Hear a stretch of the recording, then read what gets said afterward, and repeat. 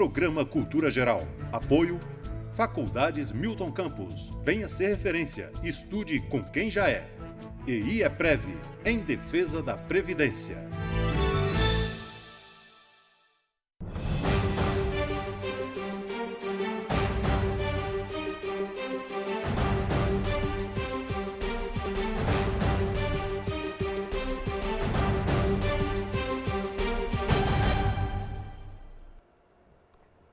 Muito boa tarde, Nova Lima, começando agora mais um programa Cultura Geral.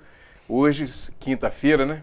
Tá calor e tudo, o tempo tá meio seco. Gente, não esqueça de beber água, muito importante. Eu tenho bebido muita água, estou gripado, né? Mas a gente está levando aí durante a semana. Mas tem que beber muita água, nós estamos com a umidade do ar muito baixa, né? Então, quem tem filho, as pessoas de casa, idosos e tudo, não esqueça de beber muita água. Quem cuida dessas pessoas também, não esqueça de dar água e hidratar bem essas pessoas, tá certo? Bom, começando agora o programa Cultura Geral, estamos recebendo hoje, tenho a honra de receber aqui meu grande amigo, Dr. Alexandre Melo Franco Bahia, professor e constitucionalista da UFOP do IBMEC, né? Geraldo Adão, sociólogo, esse militante aí, essa enciclopédia ambulante, né? E meu amigo Pedro Abraão. Sejam todos muito bem-vindos ao programa Cultura Geral. Doutor Alexandre, é um prazer te receber aqui. Obrigado. E sinto muito honrado e a TV Banqueta, o programa Cultura Geral, se sente muito gratificado aí com a sua presença. Eu que agradeço o convite, tenho acompanhado os programas, tenho gostado muito. Bacana. Seu Geraldo, mais uma vez, o senhor não fala assim, toda vez que eu for convidado eu volto aqui não, o senhor é convidado toda semana. Não, então eu vou dizer diferente, toda vez que eu estiver disponível eu estarei aqui. Isso. Pedro Abraão, seja muito bem-vindo, é um prazer te receber, meu grande amigo, né, um amigo de faculdade e amigo pessoal também, é um prazer te receber para a gente poder tratar desse assunto aí, que são as decisões judiciais do novo CPC. Estamos aqui com o Dr. Alexandre Melo Franco Bahia, que escreveu o livro com o Beto Teodoro Júnior, mestre também nessa situação, né? Seja muito bem-vindo aqui ao programa, é um prazer te receber. Betão, muito obrigado, minha primeira vez aqui, mas acompanho os seus programas, é um sucesso e você é uma referência em Nova Lima, né? A gente já sabe isso desde a faculdade. Muito obrigado. Por nada, e o garoto de Araxá aí, um rapazinho de Araxá, igual o Marino, né? Alexandre, vou começar esse bate-papo aqui. Já vou rolar direto também. Essa situação do supremacista nos Estados Unidos te assustou como me assustou também, assustou um monte de pessoas. Desde a eleição do Obama, que tem vários índices de aumento de discriminação, né? Quer dizer, várias pessoas têm mostrado que a eleição do Trump, ela simbolicamente ajudou esses grupos a voltarem à tona. Eles estavam meio escondidos, né? Eles passaram aí a segunda metade do século XX meio escondidos, desde o movimento dos direitos civis e tal. Eles nunca desapareceram, mas há muito tempo que você não via manifestações tão grandes assim na rua. E parece que agora eles resolveram sair do armário, né? Sair das cavernas de onde eles estavam. Enfim, estão mostrando um discurso que já deveria ter sido superado há muito tempo. Ontem a gente estava falando aqui no programa que esse tipo de comportamento é aquela brasa que fica lá no fundinho, ela fica coberta de cinza no meio do carvão e todo mundo acha que ela está apagada, mas dá um soprinho e ela volta à tona de novo. Isso é muito perigoso, você acha que encara isso como um perigo com relação até esse sopro que vem assim, quando tem um país de referência como os Estados Unidos, esse sopro ele pode ventar em outros lugares também? Sim, na verdade a gente já tem isso, né? A Europa tem uma ascensão aí de grupos de supremacistas brancos e de xenofobia, neonazismo. Mesmo no Brasil, a gente tem acompanhado alguns episódios de intolerância, bom, alguns episódios, não, vários episódios de intolerância, e isso é muito preocupante, né? É muito preocupante que, aparentemente, essa nova geração não aprendeu nada com as gerações anteriores, que a gente viu onde é que isso dá, né? Em campos de concentração, em mortes, extermínio, etc. Infelizmente, estamos ganhando força aí esses movimentos para, de repente, começar tudo de novo, né? Isso é realmente muito preocupante. Ô Pedro, como é que você tem visto todo esse movimento, assim? Porque, por exemplo, esse tipo de preconceito você não sofre, porque você é o cara branco, do olho azul, né? Que tem uma certa uma aceitação muito grande, não uma certa aceitação, tem uma aceitação muito grande na sociedade. Como é que você vê essa coisa da intolerância, esse momento de intolerância que a gente tem vivido? Então, eu vejo com um temor muito grande. Eu acho que, como o professor Alexandre falou muito bem, essa geração parece que não aprendeu com as outras, com as anteriores, com o nazismo, com a própria ditadura militar, que parece, né, foi também um momento. E há um acirramento de ânimos muito grande, e não só a eleição do Donald Trump simbolizou isso, como também o professor muito bem disse, na própria Europa. O próprio Brexit, por exemplo, na Inglaterra, né, a saída dos britânicos da União Europeia representou isso. Eles simbolizaram muito bem que eles não gostariam de estar compartilhando com a cultura deles, poloneses, as pessoas do leste europeu, né? Eles não queriam, porque hoje há uma migração muito grande, principalmente de pessoas do leste europeu, para a Grã-Bretanha. E o Brexit representou isso. Na França, recentemente também, o Macron se elegeu, mas houve também a tentativa de se eleger da Marine Le Pen, né? Que representava também uma corrente que era fortemente conservadora. Então, esse conservadorismo que vem se instaurando no mundo preocupa bastante. Sr. Geraldo, vou colocar o senhor não ficar com a cabecinha baixa aí, então, deixa eu colocar o senhor nessa conversa, que é a voz da experiência, né? Isso, com a experiência de vida que o senhor já tem, te remeteu a tempos atrás, essa situação assim, da intolerância, da ignorância, né, de uma forma geral? Olha, eu sempre tenho a oportunidade de conversar sobre esse assunto e eu reflito muito sobre isso. O Brasil é um país que felizmente recebeu pessoas do mundo inteiro, mas nós não podemos esquecer da contribuição que a África deu para esse país. Felizmente, aqui a gente consegue conviver mais ou menos, mas eu acho que ainda há muita discriminação e eu acho que eles precisariam ter mais oportunidades. Não chegou só a escravidão. A partir do momento que libertou, que acabou a escravidão, eu acho que eles deveriam ter inserido de uma forma mais programada na sociedade, não na questão só de preconceito, mas na questão de direitos também. E no Brasil, a população brasileira é uma população miscigenada mesmo, nós não podemos questionar isso. Mas eu acho que ainda há uma certa condição de convivência com todos que aqui estão, mas precisa também elevar a condição deles de ter um tratamento igual a todos. Você vê que a questão da moradia, a questão do emprego, a questão da educação, né? Então ainda há... Com relação à saúde também. A saúde também. O Dr. Geraldo pode falar melhor, mas assim, eu vi um dado muito preocupante sobre morte de mulheres no Brasil, morte neonatal de mulheres. Exatamente. A maior parte da morte neonatal de mulheres no Brasil é de mulheres negras. Assim, é um negócio que não é coincidência o fato de serem mulheres negras. Sim. Né? E o SUS é para tratar todos com toda a extensão da necessidade que ele tem. Então, você vê a própria formação profissional em todos os níveis de formação. O número é relativamente muito baixo. Né? Sim. É quase inexistente, né? E a composição da nação é muito grande. Sim. Então não há esse equilíbrio, mas eu acho que o Brasil, se é um país democrático, é um país aberto, que recebe a todos, então tem que receber a todos com igualdade, e os que já estão aqui, historicamente, não foram tratados assim. Eu acho que está na hora de abrir mais essa democracia e tratar a todos. Você vê a questão da moradia. Por que nós temos tanta condição de moradia inadequada nesse país? Verdadeiros aglomerados sem espaço suficiente, seja nas habitações, seja no espaço de convivência. E um país deste tamanho não tem espaço para as pessoas poderem ter uma casa, e ter o espaço de frequentar uma escola, frequentar seja um hospital, com o mesmo nível de igualdade? E recentemente eu estava vendo uma reportagem sobre isso, em relação à moradia, que existem muitas moradias que encontram-se vazias. Sim. Exatamente. Atualmente, né? Então, assim, às vezes a política habitacional é a construção de casas populares, mas existe um ócio grande nessa questão das moradias, né? E na questão, eu acho que é importante ressaltar também, da educação, né? Educação. Porque a educação, embora a gente tenha tido aí um avanço né, com a política de cotas, mas infelizmente ainda há uma discriminação no que tange a educação do país, né? No que tange ao negro, ao branco, e outras raças também, né? Até provavelmente os índios, né? Outra questão também que eu acho, o Brasil, essa nação brasileira que hoje já está aí com 206, confirmando aí pelo IBGE, 206 milhões de brasileiros, gente, esta nação precisa refletir sobre a sua história, que não tratou os africanos como deveria ter tratado. Como integrantes depois da libertação dos escravos, eles deveriam ter tido efetivamente os mesmos direitos. Não tem. Então eu acho que o Brasil ainda tem uma dívida muito grande com a população da África e a população descendente, e eu digo mais, o Brasil eu acho que tem uma dívida com Portugal. O Brasil deveria porque Portugal, naquela época, com todas as dificuldades, Portugal segurar um continente como o Brasil, o que a Espanha não deu conta de fazer. E Portugal deu. Então eu acho que o Brasil e Portugal precisam estreitar mais as relações nacionais e de respeito, de agradecimento, né?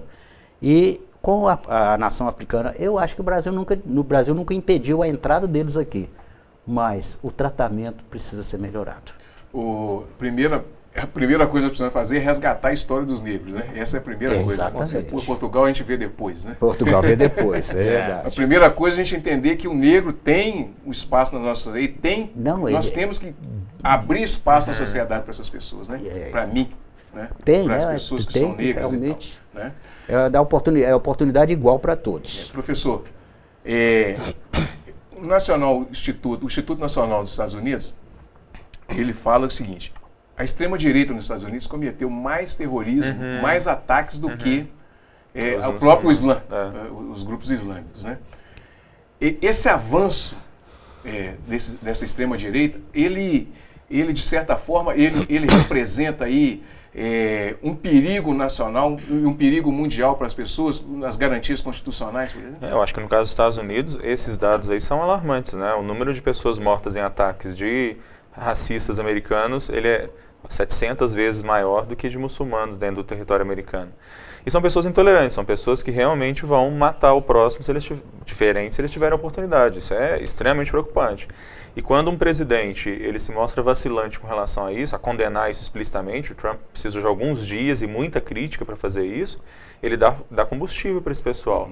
Eu não sei, daqui a pouco a gente vai começar a ter linchamentos de latinos no meio da rua. Eu não acho que esteja muito longe de acontecer isso ali naqueles estados do sul, Texas, etc. No Brasil, nós temos alguma referência disso, professor, assim, que a gente pode, por exemplo, com os homossexuais, com os transexuais e tudo, nós temos essa referência também aqui de ataques a essas minorias? Claro, né? E na verdade, os supremacistas brancos no Brasil, que é algo muito engraçado falar em supremacista branco no país miscigenado, mas enfim. Os supremacistas brancos no Brasil, eles falam e agem o tempo todo em conjunto para perseguir travestis, homossexuais, judeus, negros, enfim, há ações coordenadas. O Brasil é o país com o maior número de membros neonazistas fora da Alemanha. Né? Tem um catálogo da Polícia Federal alarmante sobre o número de neonazistas no Brasil, uma coisa impressionante. Esse pessoal é muito bem articulado e a internet deu a eles uma capacidade de articulação e de ação que é impressionante. Nós tivemos aqui em Belo Horizonte, lá em Belo Horizonte, um caso de um cara desses neonazistas, meu vizinho, que eu fui descobrir depois que morava na esquina de casa, que ele foi aquele que estava enforcando um mendigo na rua, né? Teve foto dele e tal. Ele fazia parte de um grupo que fazia vários ataques em vários lugares. Eles foram presos e tal. Isso é muito próximo da gente. Isso não é algo não é algo que está lá nos Estados Unidos, não. Está aqui. Nós tivemos em Belo Horizonte agora, eu estava conversando isso com o Thales aqui e tudo, teve a parada LGBT, né? LGBT tem mais uma sigla agora que eu não lembro. Porque agora é LGBT mais para... Ah, sim, para englobar. Englobar todo mundo. A presença do executivo, do prefeito numa parada, mesmo que seja lá com cunho político ou não, mas eu acho que é o primeiro passo, eu acho que isso é importante. Isso representa muito para essas pessoas e representa muito para essa política? Claro que sim. E você vê que em qualquer país minimamente civilizado, no Canadá, o primeiro-ministro lá, o Trudeau, antes mesmo de ser primeiro-ministro, quando ele ainda era deputado, ele ia. Agora que ele é primeiro-ministro, ele vai, leva as filhas, etc. Extremamente importante, porque é um reconhecimento do Estado com relação à importância da luta dessa minoria. Não importa se a motivação, eventualmente, não é tão republicana assim, mas o fato é que transparece o reconhecimento de que é uma reivindicação legítima. Com certeza. Você enxerga isso com uma importância também grande, Pedro? Com certeza. Eu acho que o ato do prefeito comparecer a manifestação, né, a parada, é importante porque essas minorias foram esquecidas durante muito tempo, né? E em relação a essa questão que o professor Alexandre falou, que às vezes o neonazista ele mora ao nosso lado, né? Porque a gente pode se esquecer que no Brasil, na época da Segunda Guerra Mundial, a intenção da Alemanha era justamente criar uma colônia de nazistas aqui no Brasil.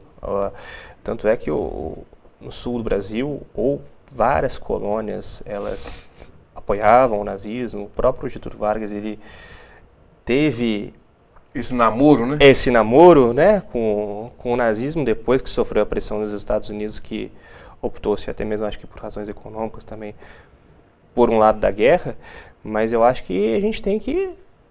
O Brasil não é esse paraíso de igualdade e isonomia que as pessoas às vezes pensam. Às vezes o Brasil não é aquele país em que, claro, há miscigenação, há uma sociedade profundamente com raças misturadas, mas ele não se diferencia na questão do racismo, na questão da discriminação, de países como europeus ou dos Estados Unidos, em relação a isso, de países ditos desenvolvidos, né?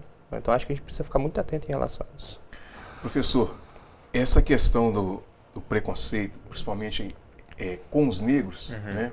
E nós vimos isso há pouco tempo agora com a Miss Brasil, da Piauí. Aquilo que foi dito nas redes sociais, aquela agressão que ela sofreu e tal, revela muito da nossa sociedade? Mas com certeza, né? E se tem um lugar que você quer descobrir o pior do mundo, é você ler comentários de internet em sites, né? E o que foi escrito ali sobre ela, as coisas que falaram sobre ela, é criminoso para começo de conversa, é crime o que eles estavam fazendo ali, que lá é racismo, mas é assustador que em 2017 ainda tem gente com a cabeça tão ruim assim. E aí, mais uma vez, trazendo para um exemplo bem próximo da gente, algumas semanas antes disso, tinha uma moça andando no meio da rua ali em Belo Horizonte, ela foi parada por uma senhora e a senhora virou para ela e perguntou se ela fazia faxina. E aí ela respondeu, não faço faxina, eu dou aula, eu sou professora, eu faço mestrado. Uma professora negra que foi interpelada por uma senhora branca no meio da rua, aqui nas nossas ruas de Belo Horizonte, perguntando se ela fazia faxina. Óbvio, né? Se encontra com essa moça negra na rua, o que essa mulher vai pensar? Né? Senão que ela é uma faxineira. Então ela jamais vai pensar que ela é uma professora, ainda pior ainda, que é uma mestranda. Né? Isso está muito próximo da gente, o tempo todo. E eu não sei não, mas eu acho que essa questão a proximidade que nós temos hoje, propiciada pela internet, né, pelo fortalecimento dos meios de comunicação, ele por um lado é muito bom, né, porque conecta as pessoas de forma mais fácil, mas por outro lado, os discursos, como o discurso racista, eles são vendidos muito facilmente.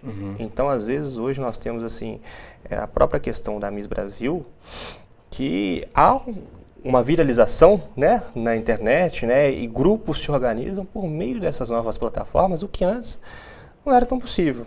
Então, eu acho que, assim, como diria, eu estava outro dia vendo o Mário Sérgio Cortella, tem pessoas que navegam na internet, outras naufragam. Né? Então, quando você utiliza a internet para o bem, você certamente navega, você sabe onde você está navegando, mas quando você utiliza para viralizar esse tipo de informação, aí eu acho que a internet não é tão positiva nesse sentido. Sr. Geraldo, essa situação da Miss deixou o senhor de queixo cair também? Olha, deixa, porque o Brasil é uma nação miscigenada, não tem como evitar, é a composição dela. Agora, eu acho que a escravidão, vamos dizer assim, foi liberada no Brasil, libertaram os escravos, mas não deram as condições para a evolução dele, do preparo dele para se integrar efetivamente à sociedade. Hoje, nós vemos, por exemplo, qual a diferença, qual o problema de uma pessoa, por exemplo, negra, disputar um título Miss Brasil? E se ela foi eleita, tem que ser respeitada, não é? Como pessoa e mais, pelo título que ela conseguiu. Agora, nós vemos aí algumas oportunidades que surgem, é claro que pode ter outras, mas o que surge com mais vivência para nós, mais percepção, é no futebol. Não é que normalmente eles têm um pouco mais de oportunidade. Mas mesmo assim, quando você olha uma equipe de futebol, o número ainda é muito pouco expressivo. E se é um lugar onde eles poderiam estar com mais presença, certamente sintonizaria muito mais com a nação brasileira, né? E você não vê isso. Onde tem mais presença, ainda é muito pequeno.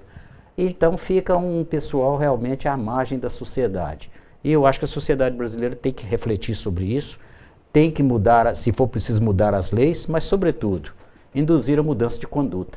Nós somos uma nação de miscigenados, não podemos tratar os outros com diferença. E a representatividade importa, não é? Quando você liga a televisão brasileira, os grandes canais, você acha que você está na Suécia, você está na Noruega. Sim. Liga a novela da Globo, você vai achar que você está na Suíça, ou qualquer coisa do tipo.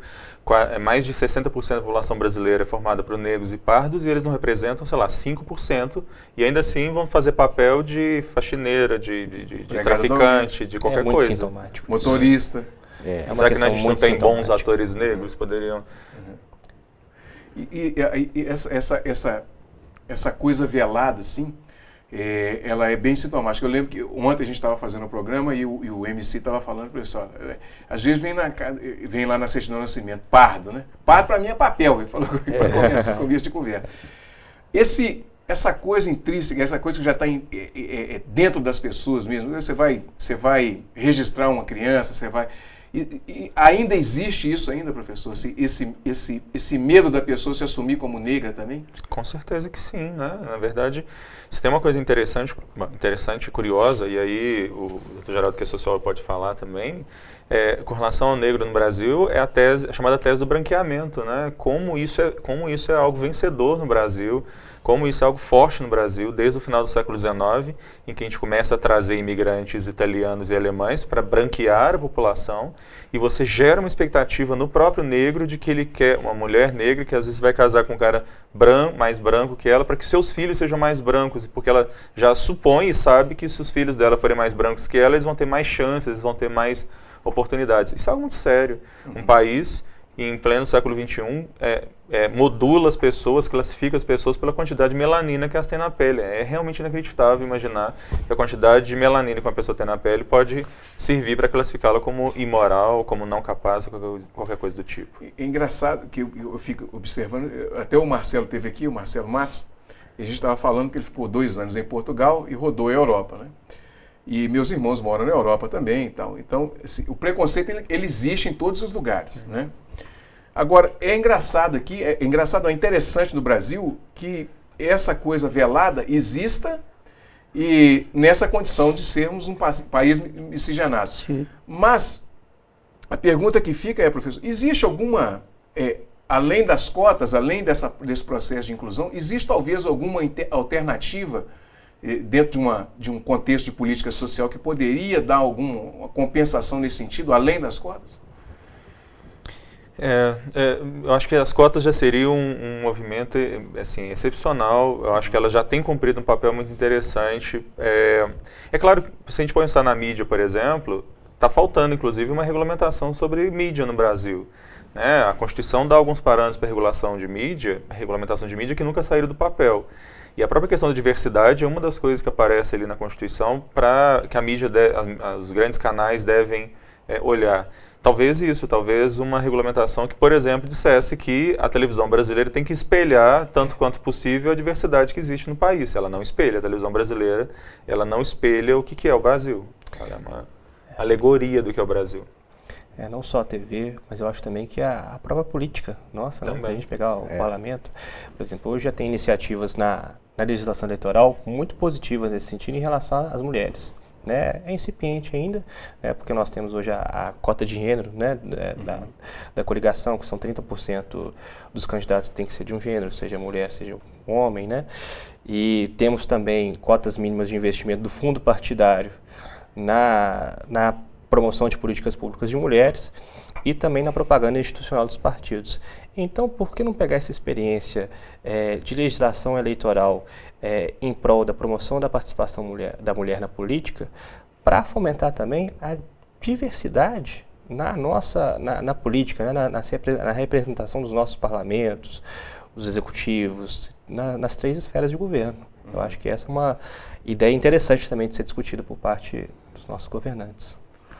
Professor, tem aqui uma pauta com o pessoal do Fraternidade Sem Fronteira que leva um pouco de alento às pessoas da África, aquelas pessoas que realmente necessitam e tal. O senhor, como constitucionalista, não só na África, mas como no norte de Minas também, né? Inclusive, no norte de Minas tem muitas coisas que retratam até as coisas que acontecem na África. As crianças que são abandonadas na África são tidas como, às vezes, amaldiçoadas. E também, no norte de Minas também, foi dito aqui que tem essa característica também. É muito importante esse trabalho humanitário que é feito por essas ONGs e que desenvolve isso e tudo. Qual a referência disso que a gente pode ter assim, como desenvolvimento humano, né? E como as pessoas podem se sentir bem e se sentir inclusa dentro de um projeto nesse sentido? Eu conheço alguns desses projetos do Fraternidade Sem Fronteiras, especificamente eu não conheço, mas eu conheço, por exemplo, o pessoal do Médicos Sem Fronteiras, sim, que eu também conheço, que o Dr. Geraldo também deve conhecer, e que faz um trabalho espetacular. Eu imagino que seja a mesma ideia. Né? A gente tem uma sociedade extremamente desigual, para falar do Brasil, né? Uma sociedade, um país que é, sei lá, 7ª ou 8ª economia do mundo, e no entanto nós somos também um dos países com a maior desigualdade do mundo. Todo o nosso sistema é feito para manter, inclusive, essa desigualdade. Então, essas ações, elas são interessantes. Eu acho fantástico, por exemplo, o que existia antigamente, o projeto Rondon, que pegava universitários e mandava eles lá para o norte, porque o fato é que muitos dos nossos colegas, ao crescerem aí nos seus condomínios fechados, e shoppings, e faculdades, e escolas com ar-condicionado, etc., eles não sabem o que é esse país. Né? Ter contato com o que é o outro lado aí, que é uma boa parte da população brasileira, é espetacular, para formar um sentimento de solidariedade social que nós não temos. Né? O Brasil é um país muito complicado no sentido de que quem é a elite desse país, ela não está preocupada em criar condições para melhorar para todo mundo. Ela quer o dela e não se preocupa muito com os outros. Então, esse tipo de oportunidade eu acho interessante para essas pessoas poderem ter contato com uma realidade que é a realidade desse país. E muda, né? Muda completamente, né, Sr. Geraldo? O comportamento humano. Né? E o que deixa a gente preocupado, meu filho, por exemplo, professor de educação física, você vê Belo Horizonte, uma capital importante, né? E o que acontece? As melhores escolas não estão nos bairros mais pobres, não estão nas favelas. E deveria ter o mesmo padrão de condições de acolhimento, estrutura de ensino, quadro profissional também de alto gabarito. E por que não fazem isso? Para a periferia qualquer coisa está bom. Tem escola que não pode funcionar porque não tem policiamento na escola. Se é necessário ter o policiamento para a escola funcionar com normalidade, por que não ter o policiamento? Acontece que as crianças acabam amedrontadas na escola, não frequentam a escola, os pais ficam preocupados. E por que a escola não tem o mesmo padrão de...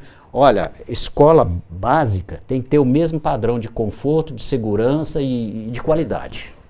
Então, acho que está faltando mesmo os nossos políticos pensarem nisso e fazer realmente uma inclusão social de igualdade.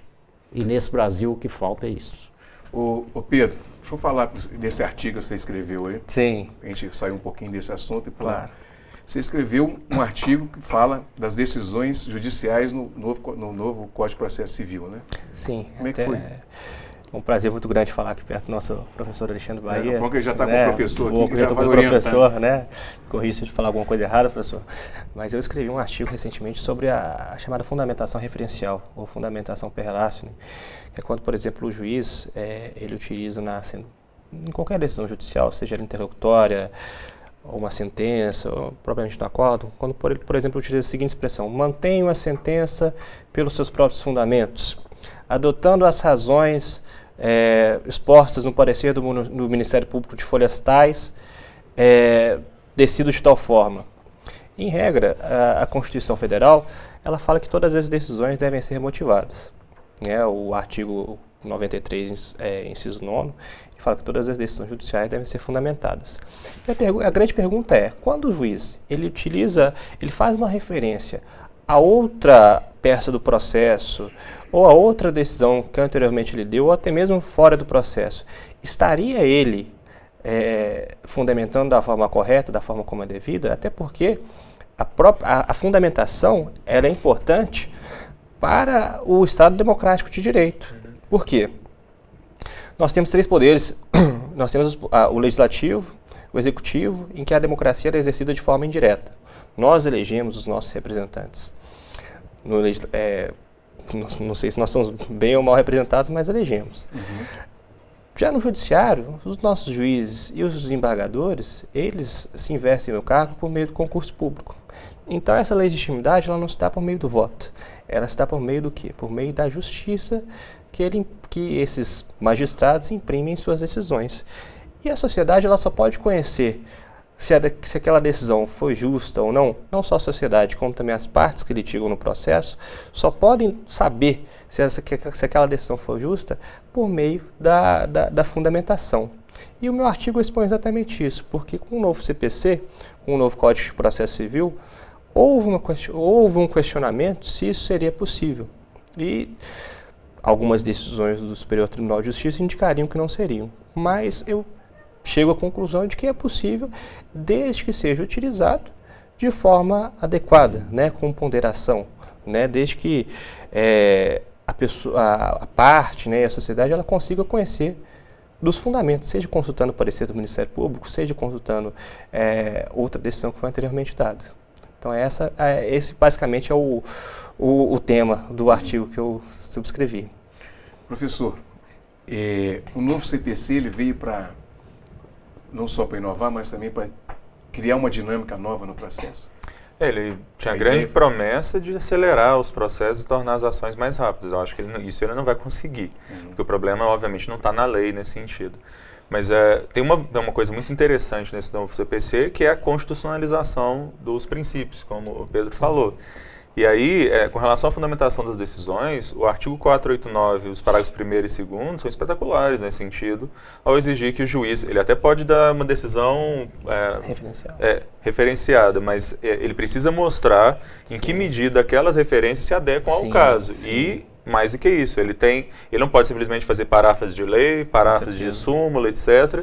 E mais, se ele adotar a tese do Ministério Público, ele tem que procurar a antitese da outra parte e mostrar por que a tese do Ministério Público está certa e a antitese da outra parte está errada. Não é que o juiz tem que responder a todas as questões postas pelas partes, mas ele tem que responder fazendo um contraponto. Aí, nesse sentido, sim.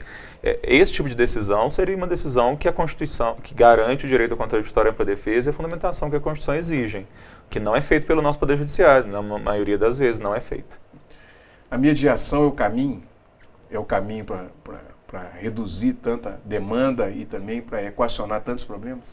Eu acho que para a maioria dos processos, sim. Mediação, conciliação, mesmo arbitragem, nem são considerados mais meios alternativos de solução de conflitos, né? Como era antigamente. O novo Código de Processo Civil coloca um sistema que a gente chama, na verdade, de sistema multiportas, em que a solução judiciária tradicional é só uma e deve ter a mesma proteção, o mesmo nível de garantia que as outras todas. Então, conciliação e mediação não devem ser vistas, inclusive, como justiça de segunda categoria, ou justiça só para gente pobre, né? Como muitas vezes o juizado acabou fazendo um pouco isso. Elas devem ser vistas como justiças, procedimentos que tenham as mesmas garantias, as mesmas possibilidades de defesa, de disposição, e tem a vantagem de você tirar a carga, né, o custo e o tempo do Poder Judiciário. Mas elas só vão ser utilizadas efetivamente, porque nós temos um índice muito baixo de uso delas no Brasil, né? Elas só vão ser usadas efetivamente quando elas não parecerem justiça de segunda classe. Quando elas parecerem, forem de fato uma justiça tão boa quanto as outras. E as pessoas realmente vão poder optar por isso aí. Para você, a mediação seria uma solução plausível para as demandas do judiciário? Sim, tanto quanto for possível, sim. Eu acho que a mediação, a conciliação, e eu destaco também até mesmo a arbitragem. Porque hoje, por exemplo, você pega um juiz, quando ele é investido no cargo, ele tem que ter noção de direito penal, na maioria das vezes, né? Quando ele, na pequena comarca. Direito penal, direito civil, até mesmo onde não tem vara trabalhista, direito do trabalho, direito previdenciário. Então, o juiz ele tem que ser especializado em várias matérias, né? E muitas vezes ele sabe muitas matérias, mas acaba não sabendo muito de cada uma, né? E a arbitragem, por outro lado, ela permite com que seja julgada a demanda por pessoas que são especializadas naquela área. Então, talvez esse caminho não só da conciliação e da mediação, como também da arbitragem, embora ela seja um procedimento que as pessoas dizem como caro, né? Eu acho que ela deve ser cada vez mais fomentada, porque, de fato, não há nada melhor do que você ter uma decisão quando ela é analisada por realmente quem entende, né, do assunto. Muito bem. Deixa eu fazer um intervalinho.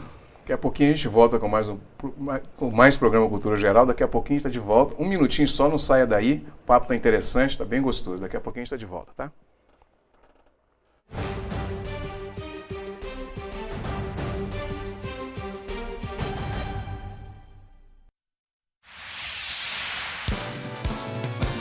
Canal Cidadão, Nova Lima e você. A escola em tempo integral já faz parte do dia a dia das crianças. A Prefeitura de Nova Lima oferece inúmeras atividades como reforço escolar em língua portuguesa e matemática, além de atividades artísticas, culturais, esportivas e recreativas. A escola em tempo integral é uma importante parceria com o governo federal, onde mantemos as nossas crianças por mais tempo no ambiente escolar. A Prefeitura investe disponibilizando profissionais efetivos, merenda de qualidade e transporte escolar. 15 escolas que atendem do 1º ao 5º ano do ensino fundamental oferecem a escola em tempo integral. Isso representa cerca de 1.700 estudantes atendidos em 20 horas de atividades por semana. A escola em tempo integral traz um reforço para os conteúdos da escola regular, através do vínculo com monitores que usam da criatividade para trabalhar de uma forma lúdica as oficinas ofertadas. Nós fazemos vários acompanhamentos pedagógicos de frentes, como acompanhamento em português, matemática, temos aula de dança, canto e coral, jiu-jitsu, história e vários...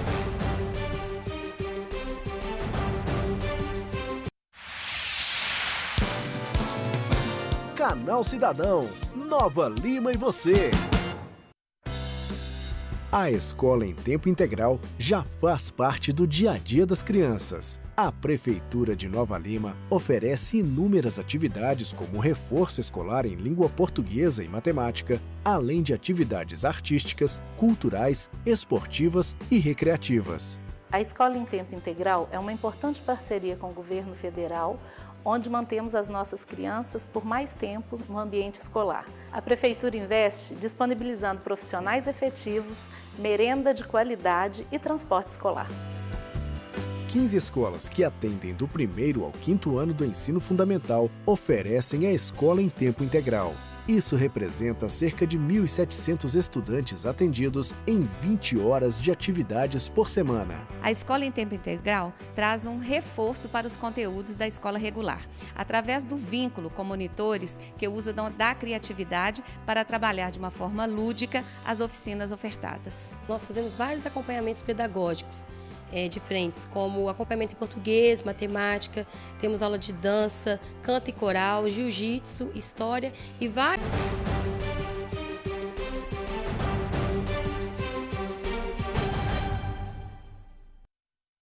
Muito bem, voltando com o programa Cultura Geral, aquelas coisas técnicas que fica aqui de bastidores, né? Bom, voltando agora com o programa Cultura Geral, a gente vai falar agora das reformas, né? Professor, essas reformas têm tirado o sono de muita gente. Reforma trabalhista, previdenciária, né? Daqui a pouco tem política também, que é uma reforma aí com um monte de remendo, né? Diz que reforma às vezes é bom, né? Mas se fosse bom, construía tudo, né? Desmancha e faz tudo de novo, né? Como é que você tem visto essas propostas de reformas? Assim? Nós discutimos isso muito no rádio, né? Essa coisa, discutimos isso, discutimos a PEC, discutimos um monte de coisa, né? Não, eu acho que é bom lembrar da PEC mesmo, a gente estava falando dela aqui no intervalo. Essa PEC de redução dos gastos, ela é absurda. A gente tem um serviço de saúde que tem gastos crescentes e de repente se estabelece um teto e que vai estrangular em algum momento o tratamento, o serviço que o SUS faz. E ela é tão ilegítima, me parece, quanto todas essas outras reformas. E aí eu vou retomar uma discussão que a gente já fazia lá. Né? Nem esse Congresso, nem esse governo foram eleitos com essa pauta. E trazer isso para trazer isso para o dia a dia e propor isso sem que haja uma prévia deliberação das pessoas sobre essas questões, isso é profundamente antidemocrático. Isso é muito preocupante porque mostra que a gente está vivendo uma situação de para-democracia, de para-legalidade. A gente não está no Estado de Direito. Né? Esse Congresso não tem legitimidade para votar reformas que não foram submetidas à votação popular, ao escrutínio popular. Nenhum daqueles deputados, nenhum daqueles senadores foi eleito com uma plataforma dizendo: se eu for eleito eu vou aprovar a terceirização, se eu for eleito eu vou destruir a CLT. Nenhum deles foi eleito e não seria eleito, na verdade, né? Com base nisso. Então elas são profundamente ilegítimas. Como é que você vê, Pedro? O que nós estávamos discutindo mais cedo antes do programa o Brasil, infelizmente, Betão, ele legisla muito por demanda, né? Espera o problema acontecer para aí querer legislar sobre, né? Em relação à questão, por exemplo, da reforma política, quanto tempo ela não está sendo falada? em relação às outras reformas também, reforma tributária, reforma trabalhista. Tanto tempo que houve para se discutir, agora estão querendo resolver a pauta política em apenas um mês, só para que dê tempo, né, no calendário eleitoral de que isso seja aplicado para as próximas eleições. Qual que é a necessidade premente de que uma reforma política seja aplicada para as próximas eleições? Por que não esperar, né, discutir, possibilitar com que a sociedade absorva o tema e aí dê a sua opinião? Por quê? Né? Esse que é o grande questionamento. Sr. Geraldo, vou fazer uma pergunta para o senhor, que é o mais experiente de todos nós aqui. A gente está numa crise de liderança nesse país? Assim, a gente não tem uma referência, nós estamos sem referências intelectualizadas e tal, como... Olha, eu acho que estamos, porque nós temos as nossas organizações, por exemplo, de trabalhadores, sindicato, as centrais sindicais, estão todas participando dos núcleos onde eles devem participar, como os conselhos de políticas públicas. O problema é que os conselhos deliberam e o governo não tem recursos para colocar em prática. Você vê a questão da reforma da Previdência. Já deve ter mais ou menos uns 6 ou 8 anos que teve uma audiência lá é tipo uma audiência pública, mas ela é mais livre, com participação mais livre. E aí a COBAP foi convidada para ir lá. E quem conduziu foi o senador Paulo Paim. Aí estava a questão da Previdência, foi um dos assuntos que foi levantado lá. A Constituição já vai estar completando aí 27 anos, né? E a Previdência continua sendo sempre uma demanda. A Previdência precisa ser modificada. Mas por que não foi ao longo desse tempo e agora tem que fazer de qualquer jeito? Bem, aí nessa reunião que nós tivemos lá, todo mundo teve participação, aí o Varley, que é o presidente da COBAP, me falou: Seu Geraldo, você faz alguma pergunta aí ou você responde? Aí eu fiz uma pergunta, eu falei assim: desde que nós temos a Previdência, o que aconteceu? Veio a Constituição, fez aí a Previdência, que é a Seguridade Social, né? Agora, quando a Constituição veio, já tem um número muito grande, já tinha um número muito grande de aposentados e um número crescente de pessoas para se aposentar. Aí eu fiz a seguinte pergunta. Falei: senador, não estou fazendo a pergunta para o senhor não, mas talvez essa casa aqui possa responder. Desde quando veio, desde o tempo do Getúlio Vargas, foi criado os institutos, né? E onde foi esse dinheiro todo arrecadado enquanto as pessoas não tinham completado o tempo para aposentar? Onde está esse dinheiro? A gente não acha resposta para isso, porque durante muito tempo só concedeu aposentadorias por invalidez e por tempo de serviço, aquele tempo de serviço mais de 15 anos, as especiais. Mas para o outro, a maioria é o tempo de 30 anos, 35. E onde foi esse dinheiro? Ninguém responde. Quer dizer, a Previdência então ela tem um déficit histórico de dinheiro que foi desviado da sua finalidade. Por que o governo não procura encontrar a solução para isso e repor esse dinheiro? Porque se foi gasto em mais ou menos algumas coisas, a gente sabe, né? Transamazônica, Ponte Rio-Niterói, né? E outros. O sistema de telecomunicações e etc. Agora, esse dinheiro poderia ter sido emprestado para a Previdência, que ela não precisava dele naquele momento. O dinheiro foi gasto e não apareceu. E a Previdência, desde muito tempo, que vem tendo dificuldades realmente. Porque o emprego não cresce, o salário não aumenta e o número de aposentados vai cada vez crescendo mais. E com um agravante, estamos vivendo mais. Então, chega-se à conclusão nesse momento que a reforma da Previdência é necessária, porque senão vai faltar. Vai faltar para pagar os que já estamos aposentados e vai faltar para os outros. Então tem que fazer a reforma da Previdência. Mas essa é uma reforma que mereceria uma atenção muito maior, um debate muito grande com as entidades de aposentados, tanto do serviço público como das empresas particulares, mas principalmente com as pessoas que ainda estão trabalhando, tão próximo de aposentar, os sindicatos, as centrais. Isso deveria ser um grande debate. E isso não foi feito. Então a reforma da Previdência, eu reconheço que ela é necessária, porque senão vai faltar recursos para os futuros aposentados, mas não é para fazer dessa forma. E a COBAP, diante dessa situação que nós não tínhamos resposta, agora fez um acordo com 62 senadores.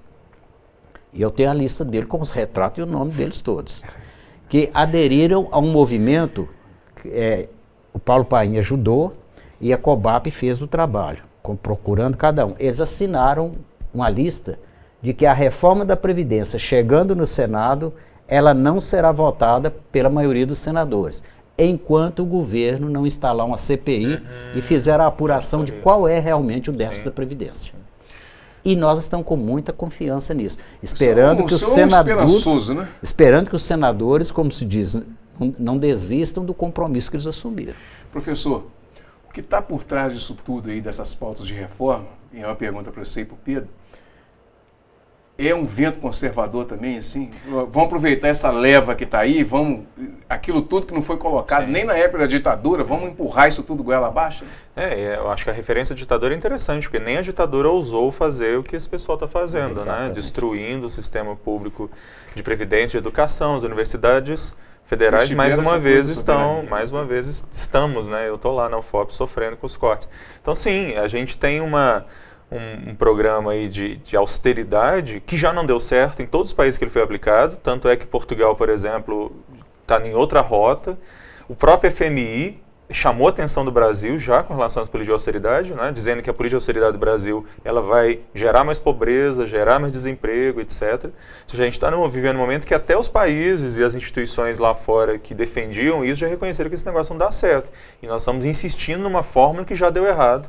E na Europa já deu errado com Portugal, com Espanha, com Grécia, enfim. Nós estamos insistindo com isso, porque a política no Brasil foi tomada, desde do impeachment, ela foi tomada por um grupo de pessoas que perderam a eleição. Né? A gente é governado por pessoas que perderam a eleição, quer dizer, é uma democracia, no mínimo, muito interessante. Né? E essas pessoas que perderam a eleição, cujas plataformas nunca foram vitoriosas no voto, pegam essas plataformas e transformam isso em lei. Então, ou seja, nós temos um problema muito sério de democracia também nesse país. O vento conservador que sopra lá, sopra cá também?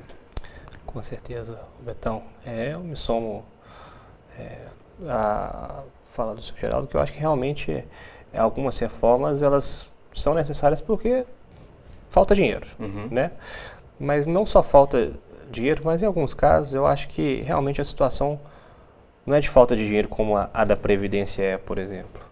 Mas eu acho que a questão é de má administração do nosso dinheiro, má gestão do recurso. Por exemplo, a questão da Previdência. Nós temos 2 tributos, que são a PIS e a COFINS, que são teoricamente para financiar a Seguridade Social, mas existe, por exemplo, uma política do governo que é a DRU, né? A desvinculação das receitas da União. Então, a partir dessa desvinculação das receitas da União, o que a União faz? Ela pega todo esse dinheiro que seria destinado... E aqui era 20, agora com a reforma estão querendo passar para 30, né? Vocês falam que não tem dinheiro, eles estão querendo aumentar a retirada. Exatamente. E por que eles aumentam? E por que eles aumentaram especificamente esses tributos relativos à Seguridade Social, né? A PIS e COFINS? Porque eles não são compartilhados com os outros entes da federação.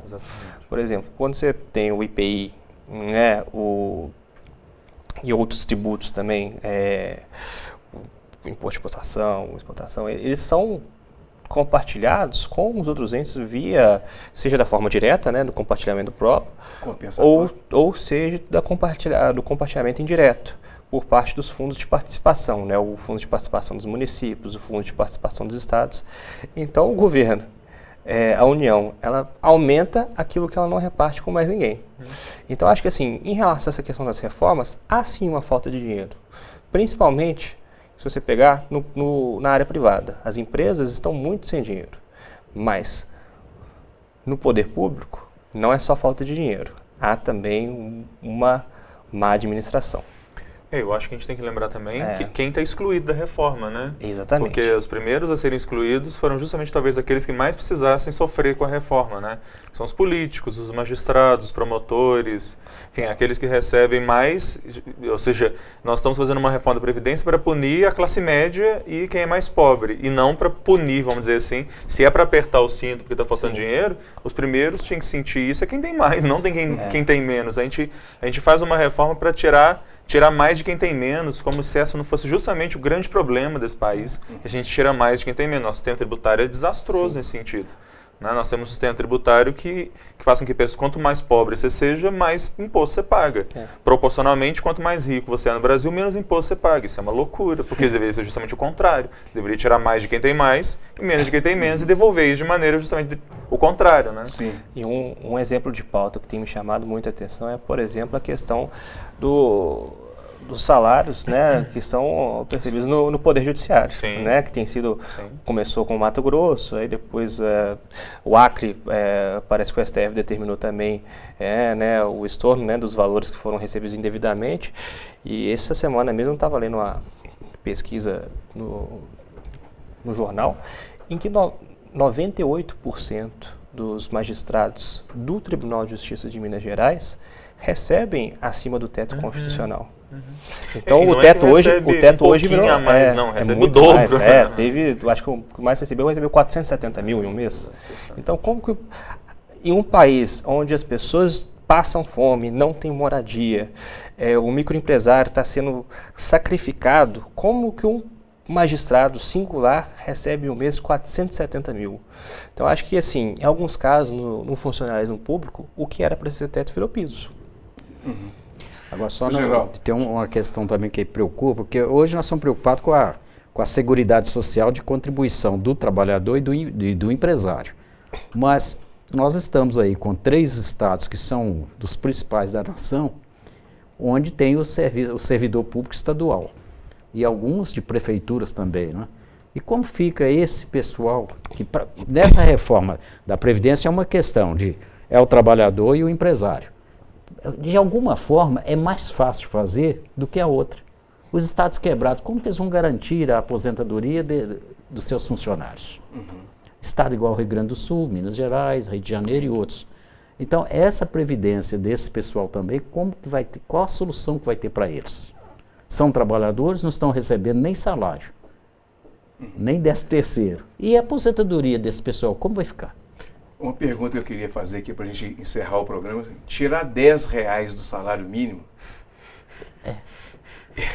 tirar R$10 do salário mínimo, ao invés de ter um reajuste, realmente... como é que soou isso assim, para o senhor, por exemplo? Não, é decepcionante, que para quem ganha o salário mínimo, alguém pode pensar, mas R$10 é muito pouco.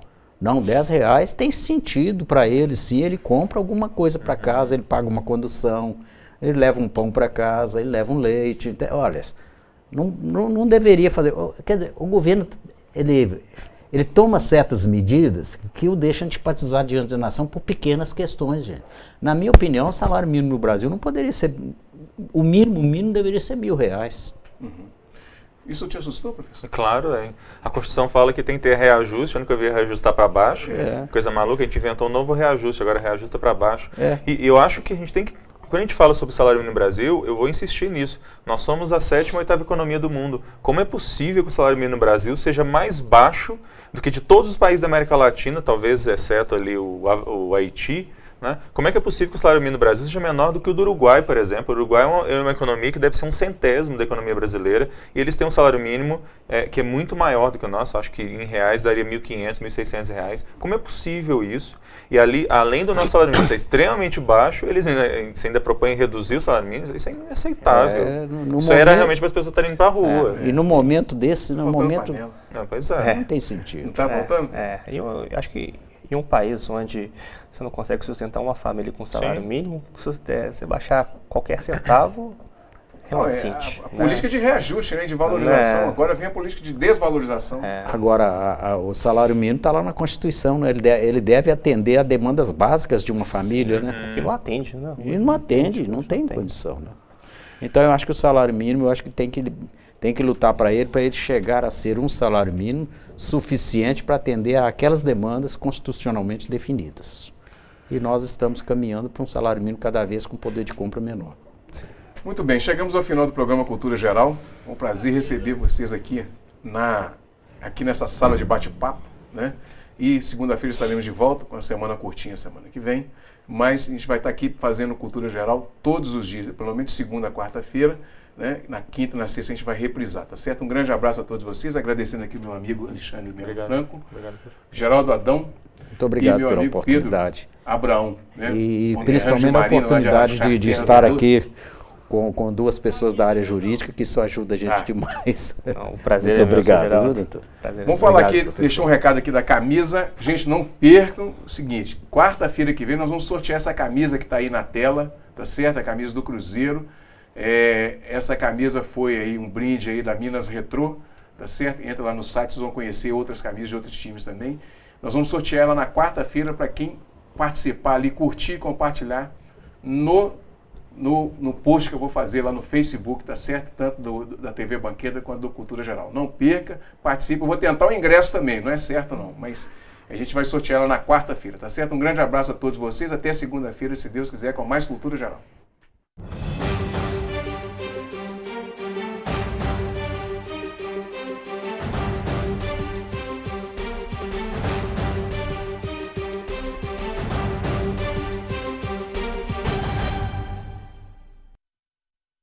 Programa Cultura Geral.